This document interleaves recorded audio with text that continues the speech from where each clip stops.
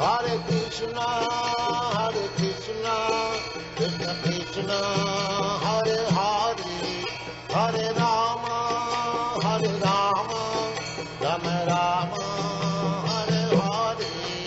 हरे कृष्णा जी, आप सबका बहुत बहुत स्वागत है आज के अध्याय 15 में। और आप सबका बहुत बहुत धन्यवाद कि आप इतने समय तक कंटिन्यूअसली जुड़े हुए हैं। आज का अध्याय 15 पुरुषोत्तम योग बहुत ही महत्वपूर्ण है। जैसे हमने कल अध्याय 14 किया, उसमें हमने देखा कि प्रकृति के 3 गुण हमें इस संसार में बांध देते हैं और क्या क्या लक्षण होता है सत्व गुण का, रजो गुण का, तमो गुण का, उसका बहुत अच्छे से वर्णन आता है। और भगवान बोलते हैं जब तक हम बंधन में रहेंगे हम प्रसन्न नहीं रह सकते। जैसे ही बंधन से मुक्त होंगे तुरंत हम अमृतत्वाय कल्पते, हमें बहुत ही अद्भुत दिव्य आनंद प्राप्त होता है। स्वाभाविक है। कैसे? भाई जेल से कोई बाहर निकलता है तो उसको कैसा लगेगा? बड़ा मजा आएगा। इतने समय के बाद में कोई व्यक्ति अगर जेल से बाहर निकलता है तो कितना अच्छा लगता है। ऐसे ही भगवान बोलते हैं जब तीनों गुणों से जब बाहर निकलते हैं तो व्यक्ति को बहुत आनंद प्राप्त होता है। और फिर भगवान बताते हैं कि किस तरह से इन तीनों गुणों से बाहर या ऊपर उठा जा सकता है। और भगवान बोलते हैं भक्ति योग के द्वारा हम इन तीनों गुणों से पार कर सकते हैं। अब उसी को ही भगवान और आगे अच्छे तरीके से बता रहे हैं कि ये संसार का स्वरूप कैसा है और कौन इस संसार से बाहर निकल सकता है और हमारा वास्तविक स्वरूप क्या है। और भगवान फिर पूरा वेदों का जो सार है वो भगवान इस अध्याय में बताएंगे। तो यहाँ पे आरंभ ही बहुत जबरदस्त श्लोक से होता है जहाँ पे भगवान बोलते हैं ऊर्ध्वम मूलम अधः शाखम अश्वत्थम प्राहुर अव्ययम छंदांसी यस्य पर्णानि यस्तम वेद स वेदवित्। ये एक ऐसा पेड़ है जिसकी मूल मतलब जो जड़े है वो कहाँ है? ऊर्ध्व, ऊपर की तरफ है। और शाखा कहाँ पर है? अधः, नीचे की तरफ। और ये पूरा वृक्ष कैसा है? अव्यय मतलब शाश्वत है। तो ये संसार है, ये चलता ही जा रहा है। और इसमें बताया है कि इतनी टहनियां है और उसके जो पत्ते हैं वह वेद कहलाते हैं। और सारे के सारे जीव यहाँ पर फंसे हुए हैं। यहाँ पे बोला अश्वत्थ, अश्वत्थ का मतलब होता है बरगद का पेड़। बरगद का पेड़ देखा कितना बड़ा विशाल काय, पर कभी हमें ये समझ में नहीं आया कि ये उल्टा क्यों है। भाई हमने तो जब कुछ देखा है सारे पेड़ सीधे होते हैं, जमीन के अंदर होती है जड़ें और पेड़ का ऊपरी हिस्सा ऊपर होता है। यहाँ पर तो भगवान कुछ उल्टी ही बात बता रहे हैं। तो हमें समझ नहीं आ रहा है ये भगवान ऐसा क्यों बता रहे हैं। तो थोड़ा और अगर ध्यान देंगे तो हमें पता चलेगा भगवान कितनी विलक्षण बात बता रहे हैं। और क्या बता रहे हैं कि वास्तव में ये जो संसार है वो एक प्रतिबिंब है। जैसे कि आपने एक पेड़ देखा होगा, उसके पास में कोई तालाब है, तालाब में उसकी छाया पड़ती है, प्रतिबिंब दिखता है, तो प्रतिबिंब कैसा होता है? उल्टा। तो ये जो संसार है ये उल्टा दिख रहा है, इसका मतलब क्या है? ये एक प्रतिबिंब है, ये एक इमेज है। तो वास्तविक क्या है? तो भगवान बोलते हैं वास्तविक रूप से जो है वो सारे जो हमारे अध्यात्म के लोक है, जिसको बोलते हैं वैकुंठ, जिसमें अयोध्या है, जिसमें द्वारिका है, जिसमें मथुरा है और जिसमें गोलोक वृंदावन है। तो ये भगवान के जो आध्यात्मिक लोक है इन्हीं की छवि है इस संसार में। तो जो जो भाव हमारे आते हैं वो वास्तव में हमें उसको सही जगह लगाना है। अभी हम लोग क्या कर रहे हैं, गलत डायरेक्शन में लगा रहे हैं। प्रेम हमें करना है भगवान से, पर हम लोग कहाँ करने लग गए, अन्य लोगों से, जानवरों से प्रेम करने लग गए। जबकि वास्तव में हमारा जो स्वाभाविक भाव है वह है भगवान के प्रति प्रेम भाव, जिसको बोलते हैं भगवान की भक्ति। जो प्रेम भाव है वो बदल गया है। जो भगवान की तरफ होना चाहिए वो संसार की तरफ हो गया है। इसीलिए यहाँ पे सब कुछ उल्टा है। और यहाँ पे यही सुख का अनुभव करना है, तो जो वास्तव में अध्यात्म लोकों में जो सुख है वो बहुत विशाल और अनंत है। और जब संसार में सुख भोगते हैं तो भगवान बोलते हैं वह सुख कैसा है, क्षणिक है। तो हम लोग गलत जगह पे आके फंस गए हैं। जैसे कि एक मछली है, पानी के अंदर बहुत खुश है और मजे कर रही है। अगर उसको पानी से बाहर निकाल दिया जाए तो वो जीवित नहीं रह सकती, खुश नहीं रह सकती, क्योंकि उसका स्वाभाविक, उसका घर पानी है। ऐसे ही हम इस संसार में कभी भी खुश नहीं रह सकते जब तक कि हम भगवान से नहीं जुड़ेंगे। भगवान ही हमारा वास्तविक संबंध है। और इसीलिए इस संसार को बोला ये उल्टा प्रतिबिंब है। और इसमें मनुष्य क्या है, फंसे हुए हैं। कैसे, कर्मानुबंधिनी, कर्म करते करते संसार के अंदर बुरी तरह उलझ गए हैं। तो क्या इस संसार से बाहर निकलने का कोई उपाय है? तो भगवान बोलते हैं हाँ। और यहाँ पे भगवान ने बताया कि जो ये गुण रखते हैं वे भगवान के शरण होकर भगवान के धाम तक जा सकते हैं। यहाँ पे बहुत सुंदर सुंदर शब्दों में भगवान गुण बताते हैं कि योग्यता क्या चाहिए।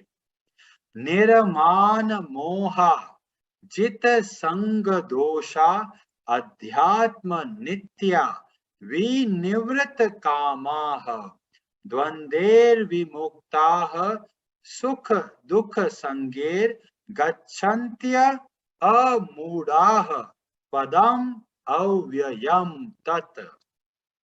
जो अहंकार से रहित है, निर्मान, जो झूठी प्रतिष्ठा से दूर हो गया है, और अध्यात्म नित्य, अध्यात्म मतलब होता है स्वयं, मतलब आत्मा के ज्ञान में स्थित रहता है। और सबसे बड़ी बात, वे निवृत्त कामाः, ये जो काम वासना है, संसार में सुख भोगने की इच्छा है, यही हमको बांध के रखा है। और ये जो काम वासना है, बोला ये हमारा न जाने कितने जन्मों का शत्रु है, नित्य वैरिणा, वैरी है हमारा, बैरी है हमारा। ये काम, क्या काम, संसार के सुख भोग की इच्छा, ये करने में मजा आएगा, ये कर ले तो मजा आ जाएगा, ये खा के तो बहुत गजब मजा आ जाएगा। खाना खा के खत्म हो चुका है, पर हमारे मन में अभी भी वो जलेबी, वो कचौरी याद है, वो स्वाद अभी तक भूले नहीं है। तो संसार के सुख भोगने की इच्छा ने हमें इस संसार में बांध के रखा है। इसलिए भगवान ने बोला विनिवृत्त कामाः। अब बहुत सारे लोग बोलेंगे यही तो तकलीफ है हमारी, इस काम से कैसे छुटकारा पाएं? तो बोलते हैं जब हम भगवान की भक्ति आरंभ करते हैं तो हमारे जो काम वासना है वो स्वतः ही समाप्त होती चली जाती है। पर कई लोग बोलेंगे जी समझ में नहीं आया। तो बहुत आसान है। अगर कोई गुलाब जामुन देखता है तो मुंह में पानी आता है, बहुत स्वाभाविक है, इच्छा करती है खाने की, बिल्कुल इच्छा करती है जी। पर अगर आपका पेट भरा हुआ है, पूरा यहाँ तक गले तक भरा हुआ है, डकारें आ रही है 4-5, और फिर आपके सामने रखा जाए गुलाब जामुन, खाएंगे आप? पहली बात तो देख ही नहीं पाओगे, अरे हटाओ यार, जगह नहीं है मेरे पेट में। तो ऐसा क्या हुआ कि भाई भोग सामने आ रहे हैं फिर भी लालायत नहीं हो रहे। तो मतलब जब हम संतुष्ट होते हैं तब हमें संसार के भोग नहीं खींच पाते। अगर हम असंतुष्ट हैं तो भोग हमें इतनी बुरी तरह खींचेंगे जैसे कि एक चुंबक लोहे को खींचती है। हमारे सामने भोग के पदार्थ आएंगे और हम उसकी ओर तेजी से भागते भागते जाएंगे। बहुत सारे लोगों को आइसक्रीम पसंद है, किसी को चॉकलेट पसंद है, किसी को मिठाई पसंद है, किसी को हलवा पसंद है, और जो सामने आ जाए तो लालायत। पर अगर हम संतुष्ट हैं भगवान की भक्ति में तो हमारा मन विचलित नहीं होगा। इसीलिए बोला सबसे स्थिर जो कार्य हम कर सकते हैं वो भगवान के नाम का जप। जितना हम भगवान के नाम का जप अच्छे से करते हैं उतना हम अपने आप को संतुष्ट करते चले जाते हैं। जैसे कि भगवान की भक्ति में इतना आनंद प्राप्त होता है, तो बड़े बड़े भक्तों ने बोला संसार का सुख तो ऐसा लगता है कि ये तो व्यर्थ में भाग रहा हूं। और संसार के सुख को बोला गया मृग तृष्णा। मतलब जैसे कि हम कोई रेगिस्तान में हमें दिखता है दूर कहीं पानी जैसा कुछ दिखता है, तो हम जाके देखते हैं पर वहां तो कोई पानी होता नहीं है। ऐसे ही संसार के सारे भोग ऐसे हैं जो हमें धोखा देते जाते हैं। हमें लगता है जब ये भोग का भोग करूंगा तो मजा आ जाएगा। भोग भोग लिया और फिर भी वैसे के वैसे असंतुष्ट। इसीलिए भगवान बोलते हैं कि जो बुद्धिमान व्यक्ति होता है वो संसार के भोगों में रमण नहीं करता। तो क्या करें, मन में तो स्वाद चाहिए हमें। तो भगवान ने बोला मद चित्ता मद गत प्राणा बोधयंत परस्परम कथयंतश्च माम नित्यम तुष्यन्ति च रमन्ति च। वहां से आपको तुष्यन्ति संतुष्टि प्राप्त होगी जब आप स्वयं भी भक्ति करते हो और अन्य लोगों को भी भगवान से जोड़ते हो। जब हम इस तरह से अन्य लोगों की सेवा करते हैं तो हमें बहुत आनंद प्राप्त होता है।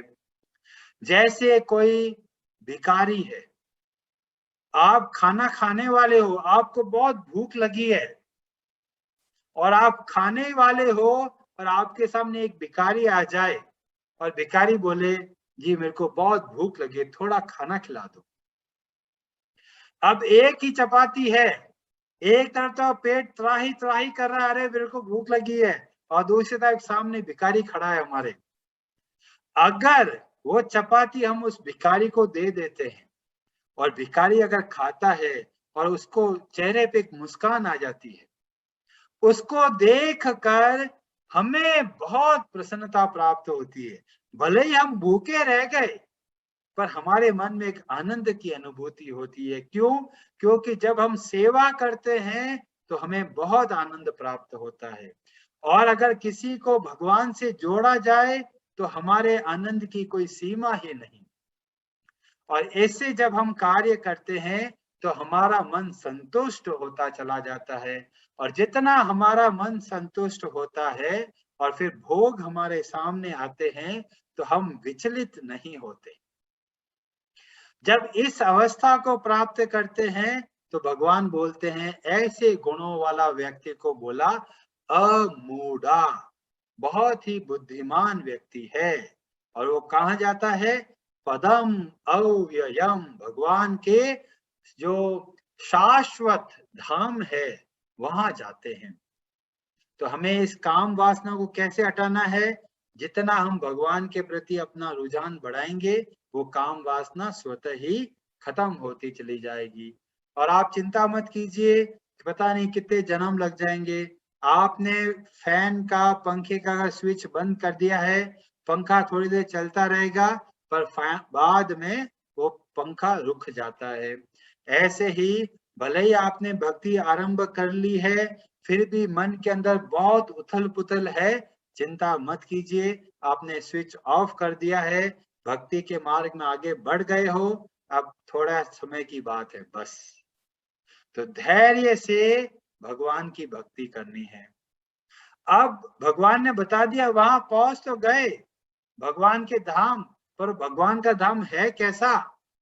तब यहाँ पे भगवान बताते हैं कि जो भगवान का धाम है, न तद भास्यते सूर्यो न शशांको न पावकः यद गत्वा न निवर्तन्ते तद धाम परमम मम। ये ऐसा धाम है भगवान का जहाँ सूर्य की प्रकाश की कोई आवश्यकता नहीं है, ना चंद्रमा की रोशनी की आवश्यकता है, और ना ही पावक अग्नि की आवश्यकता है। तो क्या मतलब हुआ कि वहां पर सारी वस्तुएं स्वतः ही प्रकाशित है। और उसकी क्या खासियत है? यद गत्वा, जहां जाने के बाद न निवर्तन्ते, इस जेल में आने की आवश्यकता नहीं है। जो लोग सुधर गए हैं वो जेल में क्यों आएंगे? जेल में आने की आवश्यकता नहीं है। तो वो जो धाम है, तद धाम परमम मम, वो भगवान कहते हैं वो मेरा निवास स्थान है। और फिर भगवान बोलते हैं वो वास्तव में तुम्हारा अपना घर है। जैसे बच्चा एक गांव में कहीं बिछड़ गया, वो कहीं धर्मशाला में रुका हुआ है, और जब वो वापस अपने घर में आता है तो कितना आनंदित होता है। ऐसे ही हम सब भगवान के अंश हैं, और हम इस संसार में भटक गए। हमारा धाम है, निवास स्थान है गोलोक वृंदावन, हम वहां के निवासी हैं। पर कई लोग बोलेंगे जी अभी तक तो किसी ने हमें बताया ही नहीं। तो भगवान कहते भाई भगवत गीता क्यों नहीं पढ़ी? और फिर भगवान अगले श्लोक में बहुत सुंदर तरीके से बताते हैं। उससे पहले मैं आपको एक बहुत छोटा सा उदाहरण देता हूं। एक शेर जंगल में है और एक शेर सर्कस में है। दोनों शेर दिखते हैं, पर बहुत बड़ा अंतर आ चुका है। जो जंगल का शेर है उसको पता है कि वो जंगल का शेर है, वो जब दहाड़ता है दूर दूर तक गूंजती है। पर जो सर्कस में शेर है वो बेचारा बिल्ली बन गया है। एक हंटर मारता है ठप, वो शेर यहां से यहां कूदता है। वो शेर भूल गया कि वो जंगल का राजा है। और ये कैसे हुआ? पहले जंगल से शेर को पकड़ के लेके आते हैं और बहुत समय तक भूखा रखते हैं। भूखा रख के इसको अधमरा कर देते हैं, अरे बुरी तरह हालत ढीला पड़ गया। फिर थोड़ा सा खाने को देता है, तो अब जहां जहां खाने को जाता है वहां से ट्रेनिंग आरंभ हो जाती है। और थोड़े समय के अंदर वो जैसा वो जो जो ट्रेनर होता है जैसा वो बोलता है वो वैसे वैसे करने लग जाता है। अब क्या हुआ? वो शेर भूल गया कि वो कभी जंगल का राजा था। और यही हालत हमारी हो गई है। जब भगवान ने हमें पहली बार बताया कि हमारा वास्तविक रूप क्या है, भगवान ने बोला ममैवांशो जीवलोके जीवभूत सनातनः मनः षष्ठानीन्द्रियाणि प्रकृतिस्थानि कर्षति। भगवान बोल रहे हैं कि ये जो जीव है ये मेरा अपना है। मम ममैवांशो, मम एव अंश, मेरा अंश है सनातन। और वो भटक गया है संसार में, और इतना भटका है, इतना भटका है कि सब कुछ भूल गया। अब बोलते जी कौन है? जी मेरा नाम ये है, मैं इस जगह का निवासी हूँ, मेरे माता पिता ये है, मेरा परिवार में ये सब है। बस यही हमारा परिचय बन गया है। जबकि हमारा वास्तविक परिचय है हम भगवान श्री कृष्ण के सनातन अंश हैं।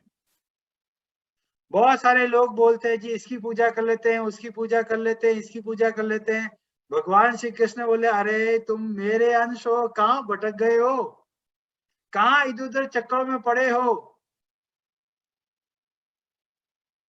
हम इस संसार में इतना भ्रमित हो गए कि हम अपने आप को कमजोर समझने लग गए।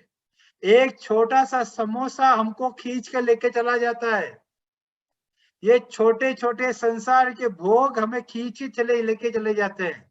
और हम कौन हैं? अखिल ब्रह्मांड नायक साक्षात भगवान श्री कृष्ण के सनातन अंश।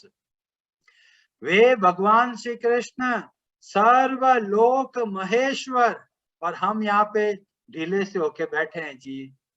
पता नहीं जी, बहुत कमजोर हैं जी हम, कोई शक्ति नहीं है, ऐसी हालत हो गई है हमारी।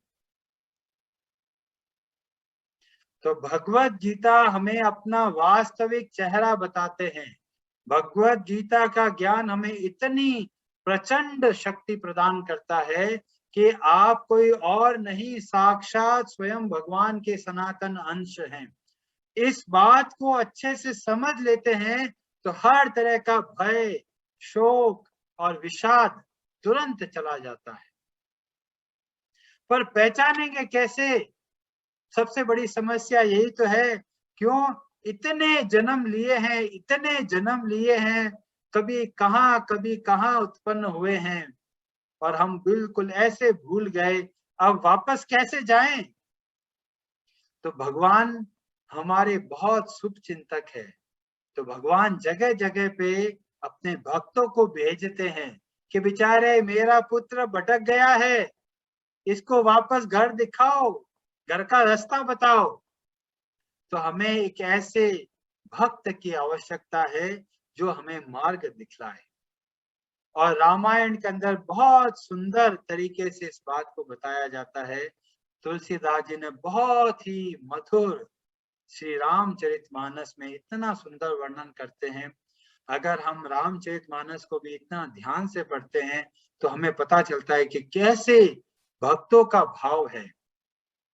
तो ये वर्णन है जब सब के सब सारे वानर पहुंच गए हैं समुद्र के किनारे, और संपाति ने बता दिया है कि वहां दूर लंका में सीता जी को मैं देख पा रहा हूं, अब किसी को वहां पे भेजो। अब सब लोग चिंतित है कि पार कैसे करे इतना बड़ा समुद्र। अंगद है, नल नील है, हनुमान जी है, जामवान है, सब लोग बैठे हैं, सोच विचार कर रहे हैं।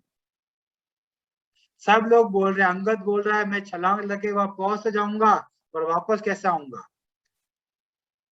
जामवान बोलते हैं मैं जब जवान था तब भगवान श्री हरि जब वामन रूप में प्रकट हुए थे और उन्होंने विराट रूप दिखलाया था, तब मैंने 3 बार परिक्रमा कर ली, पर अब मैं बूढ़ा हो गया हूं। अब सब लोग बैठे हैं उदास, हनुमान जी भी बैठे हैं चुपचाप, और हमारी भी यही अवस्था है। हम भटक गए, हम चुपचाप बैठे हैं। और जामवान जैसे गुरु उनको बोलते हैं, क्या बोलते हैं? कहा ही रीछपति सुनो हनुमाना, का चुप साधी रहेउ बलवाना। तुम इतने बड़े बलवान हो हनुमान जी, आप चुप क्यों बैठे हो? तो हनुमान जी चुपचाप बैठे, हिल नहीं रहे। फिर और बोलते हैं, उत्साह दिखा रहे हैं, पवन तनय बल पवन समाना। हे पवन तनय, पवन पुत्र, आपका बल कैसा है? पवन समाना। फिर भी हनुमान जी को कुछ फर्क नहीं पड़ रहा। बुद्धि विवेक विज्ञान निधाना, बुद्धि विवेक विज्ञान इन सब के निधान हो आप, खजाना हो इन सब के। फिर भी हनुमान जी चुपचाप बैठे हैं। फिर देखिए जामवान जी किस तरह से प्रेरित कर रहे हैं, कवन सो काज कठिन जग माही, जो नहीं होई तात तुम पाही। ऐसा कौन सा काम काज है जो हनुमान जी आप नहीं कर सकते? फिर भी हनुमान जी को कुछ फर्क नहीं पड़ रहा है।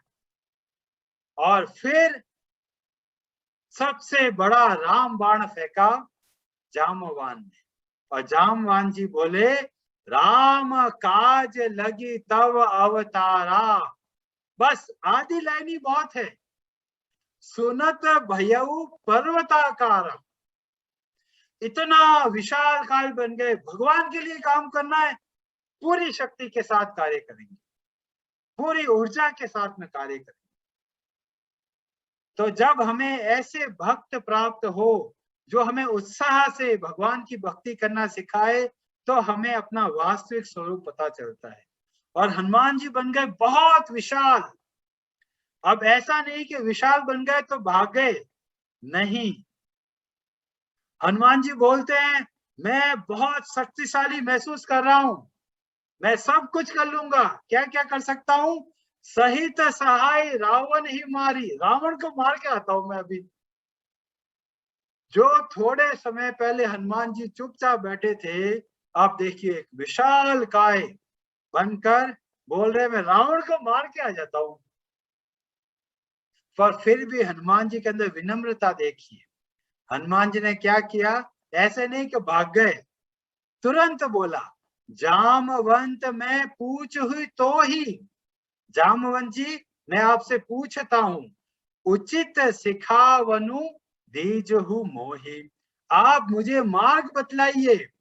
शक्ति आ गई है, पर फिर भी विनम्रता है हनुमान जी में।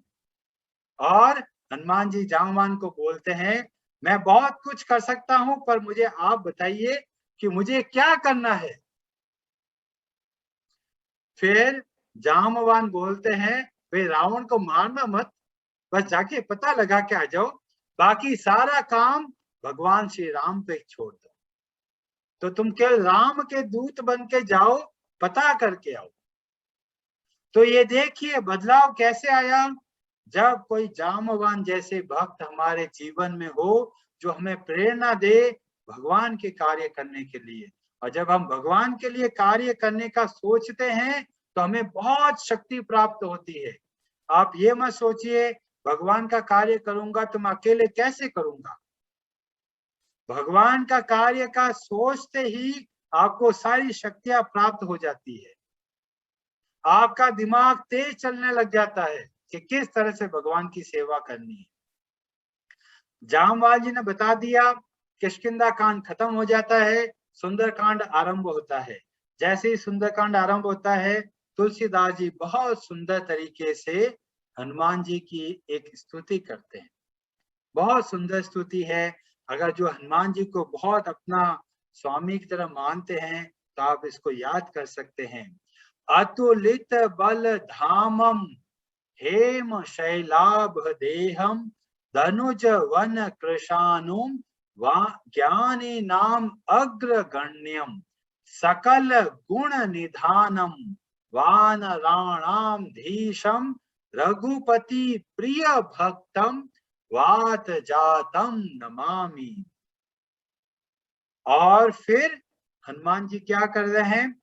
जे ही गिरी चरण देई हनुमंता। तो हनुमान जी क्या किए? बहुत बड़े विशालकाय बन गए और एक पहाड़ पे खड़े हो गए। जैसे खड़े होके छलांग लगाने के लिए बढ़े, चले सो गा पाताल तुरंता। वो इतना बड़ा जो पर्वत जिस पे खड़े हुए हनुमान जी, वो पाताल में चला गया। बहुत सारे लोगों ने न्यूटन्स लॉ पढ़ा है, law of action and reaction. जब रॉकेट जाता है ऊपर की तरफ, तो नीचे भी बहुत जोर लगता है। अब आप अनुमान लगा सकते हो कि वो पूरा का पूरा पहाड़ अगर पाताल में चला गया है, तो हनुमान जी की क्या गति होगी, किस स्पीड से गए होंगे। और स्पीड का वर्णन करते हुए बताया तुलसीदास जी ने, जीवी अमोघ रघुपति कर बाना एही भांति चले हनुमाना। जैसे भगवान राम का बाण जाता है, अमोघ बाण, ऐसे ही हनुमान जी आगे बढ़े। तो ये भारी बदलाव कहां से आया? जब हमें कोई भगवान का भक्त प्राप्त होता है। रामायण जब हम पढ़ते हैं, सुनते हैं, तो हमें इतना सारा ज्ञान प्राप्त होता है, पर हम उसको देखने में कई बार असमर्थ होते हैं। अतः बोला कि जो भी भगवान के शास्त्र हैं वो भगवान के भक्तों के साथ में समझिए।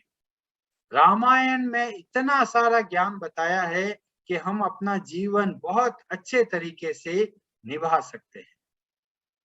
तो इस तरह से हमें पता चला कि हमें ऐसे भगवान के भक्त की आवश्यकता है जो हमें हमारा स्वाभाविक रूप के बारे में बताए कि हम वास्तव में भगवान के अंश हैं।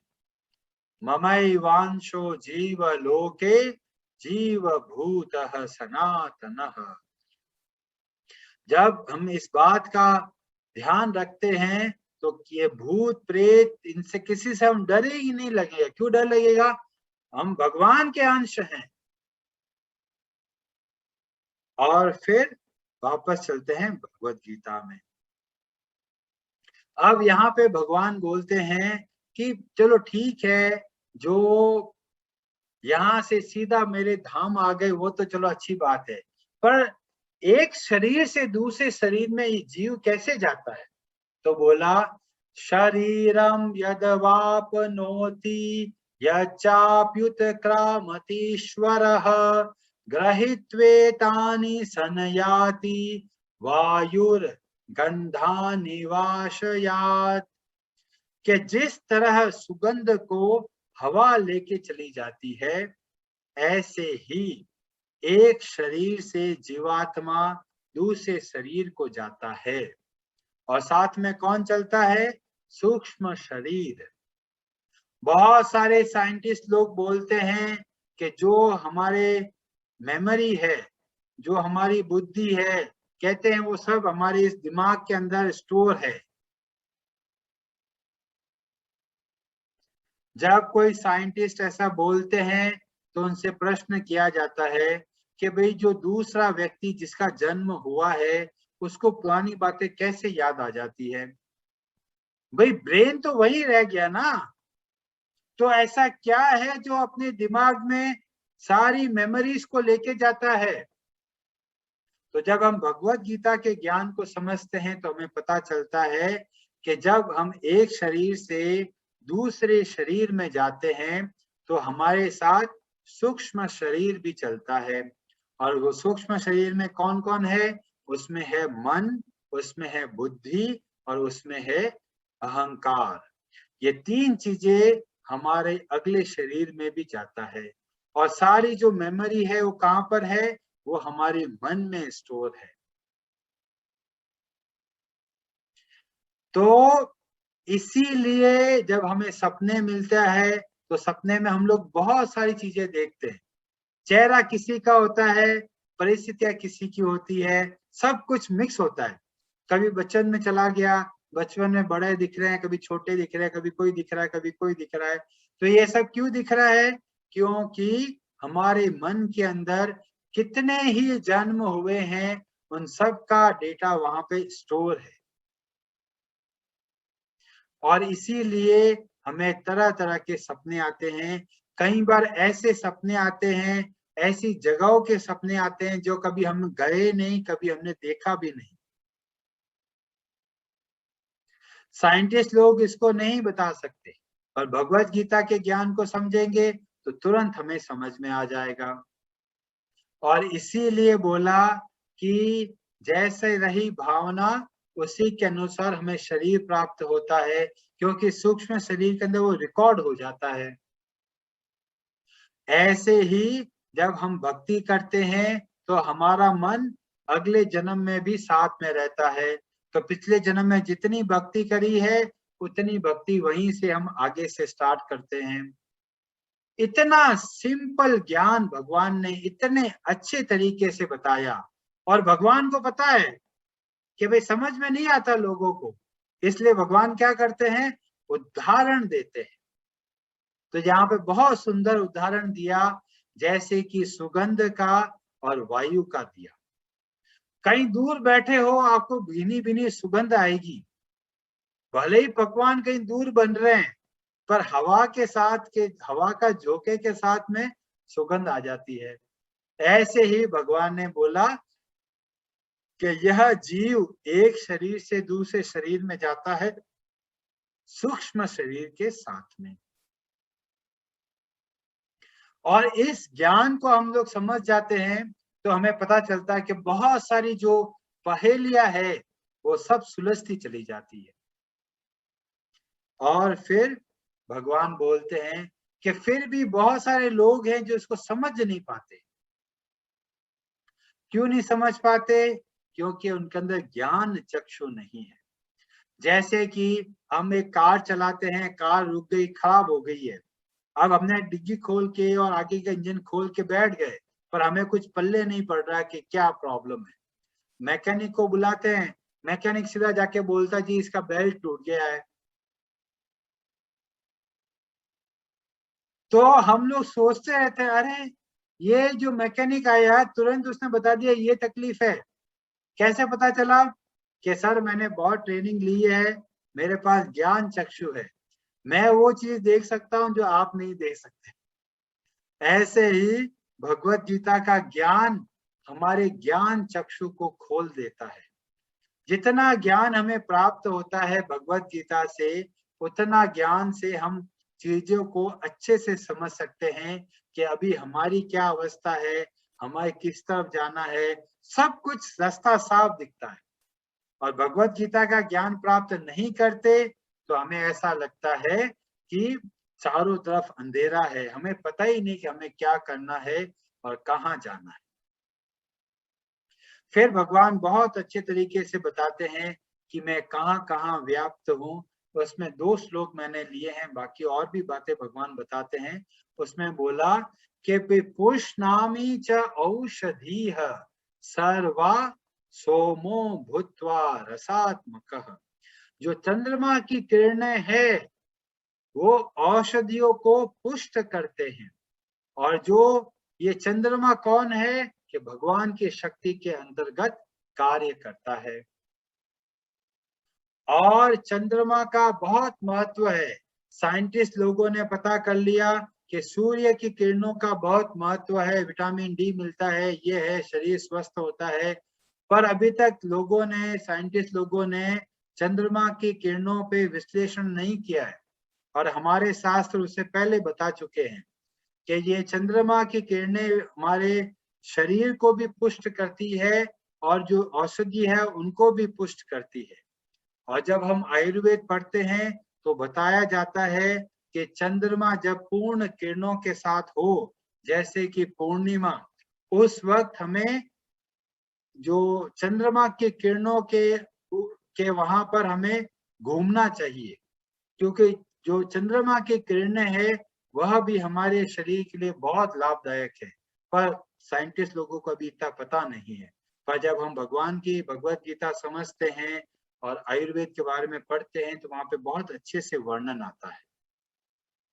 और भगवान यहाँ पे एक बहुत महत्वपूर्ण बात बोलते हैं जो हमारे सारे संदेहों को दूर कर देते हैं। और क्या बोलते हैं? वैदेश्च सर्वम अहमेव वेद्यो। सारे वेदों से किसको समझना है? तो भगवान बोलते हैं अहम, मुझको समझना है।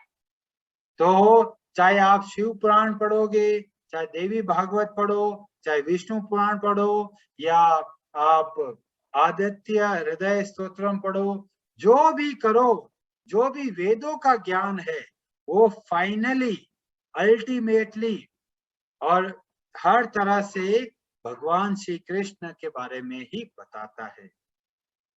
तो वेदों का अध्ययन का मूल कारण क्या है? भगवान को समझना, भगवान श्री कृष्ण को समझना। तो ये बात भगवान ने बोली बहुत ही रहस्यमय बात है। नहीं तो अभी तक हम समझ रहे थे भगवान कृष्ण इतने सारे देवी देवताओं में से कोई एक है। पर जब हम भगवत गीता का अध्ययन सावधानी पूर्वक करते हैं तो हमें पता चलता है कि ये जो भगवान श्री कृष्ण है ये कोई सामान्य देवी देवताओं वाले कैटेगरी में नहीं है, ये स्वयं भगवान है। सारे देवी देवताएं उनके पार्षद है। और इस भाव से जब हम समझ जाते हैं तो तुरंत हम भगवान श्री कृष्ण की भक्ति पूरे हृदय से करते हैं। अब कई लोग बोलते हैं जो ज्ञान मार्ग में होते हैं कि हम ध्यान करेंगे और हम ब्रह्म बन जाएंगे, हम भगवान बन जाएंगे। तो भगवान बोलते हैं ये संभव नहीं है। जो कोई बोलता है कि सब भगवान है, आप भी भगवान हो, मैं भी भगवान हूं, तो समझ लो उसने भगवत गीता को अच्छे से नहीं पढ़ा है। भगवान ने पहले ही बोल दिया है, ममैवांशो जीवलोके जीव भूतः सनातन।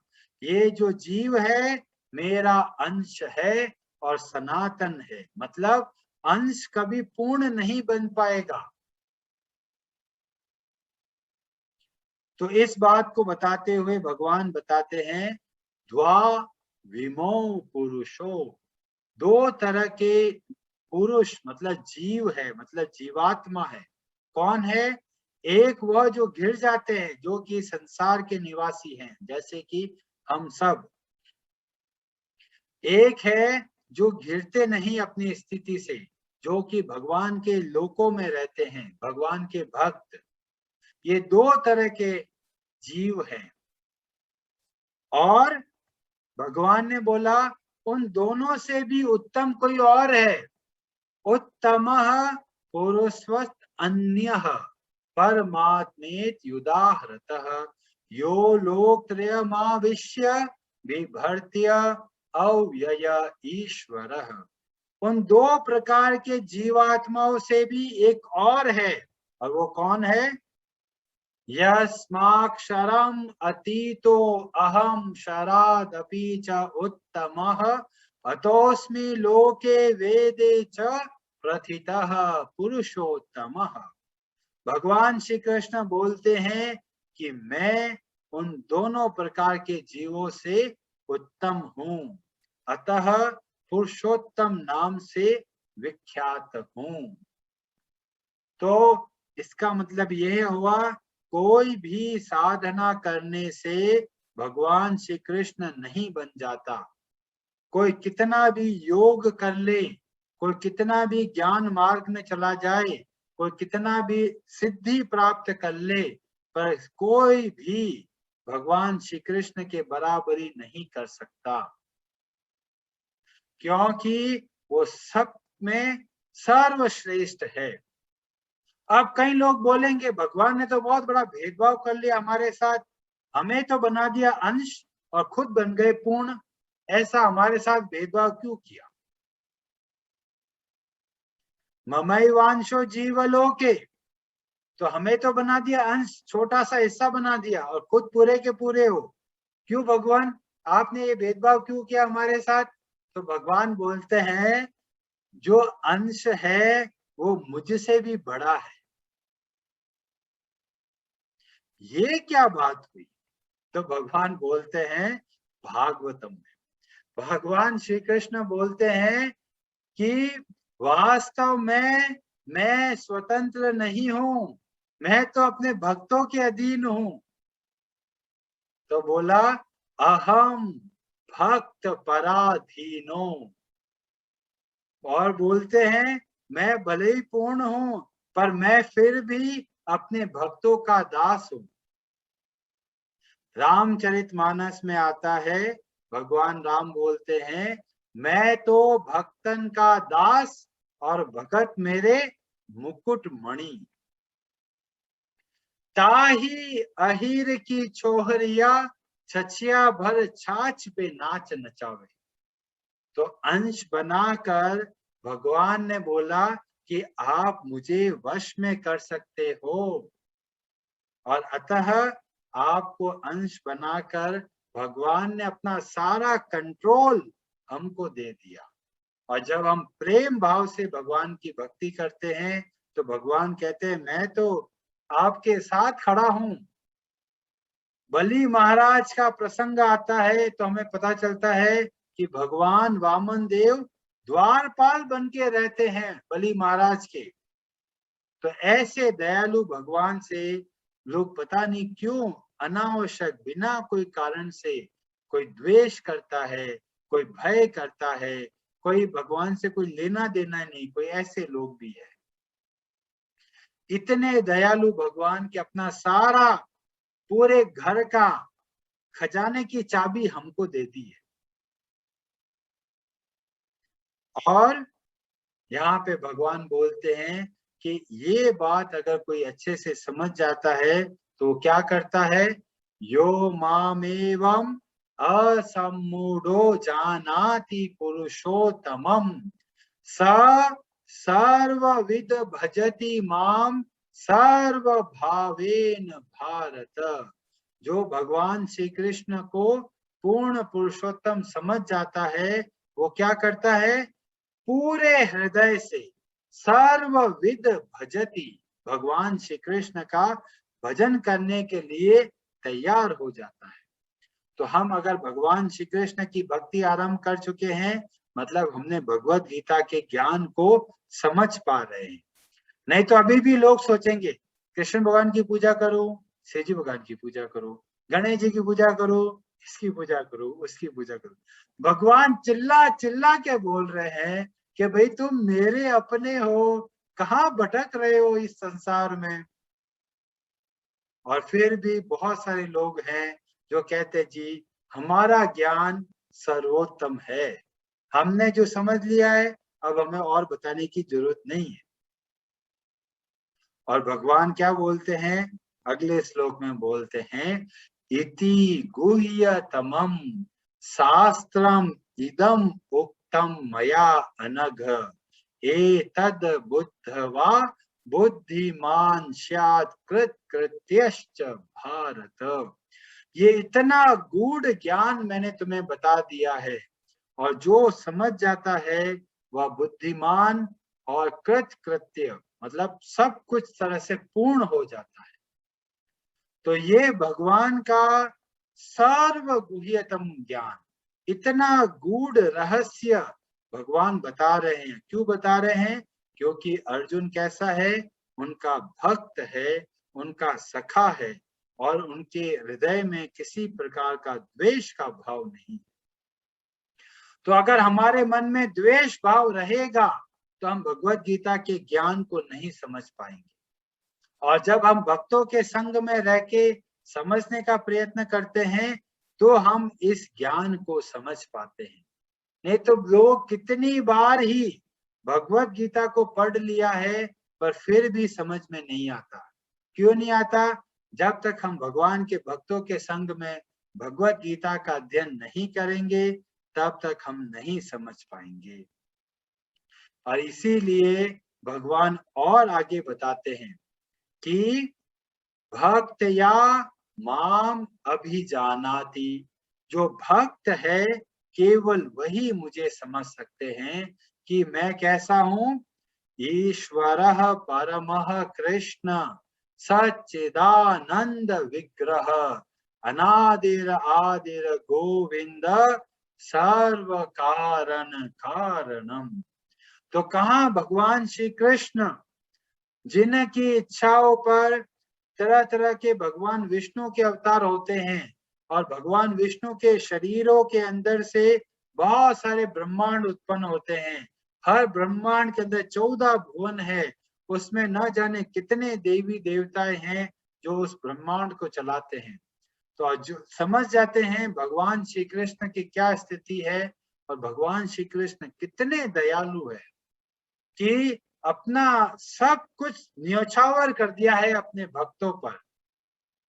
और फिर भी हम जगह जगह पर तिनकों का सहारा लेके ढूंढते फिरते हैं। हमें लगता है ये पॉलिटिशियन मेरी मदद कर लेगा, हमें लगता है ये डॉक्टर मेरी मदद करेगा, हमें लगता है ये पड़ोसी मेरी मदद करेगा, हमें लगता है ये मेरा पैसा मेरी मदद करेगा, हमें लगता है ये मेरी बुद्धि मेरा मदद करेगी। पर वास्तव में कोई काम नहीं आ सकता बिना, जब भगवान की शरण में जाते हैं तो सारी व्यवस्थाएं स्वतः ही हो जाती है। बड़े बड़ी भगवान की कथाओं से माध्यम से हमें पता चलता है कि जो असंभव सा कार्य लगता है वह भी संभव हो जाता है। तो हमें क्या करना है, पूर्ण भाव से, पूरे हृदय से भगवान श्री कृष्ण की भक्ति करनी है, बहुत ही सावधानी पूर्वक और भक्तों के संग में। हरे कृष्णा जी, आप सबका बहुत बहुत धन्यवाद। और आज 15 अध्याय में बहुत कम श्लोक है, तो हम अपना कार्यक्रम को यहाँ विराम दे सकते हैं।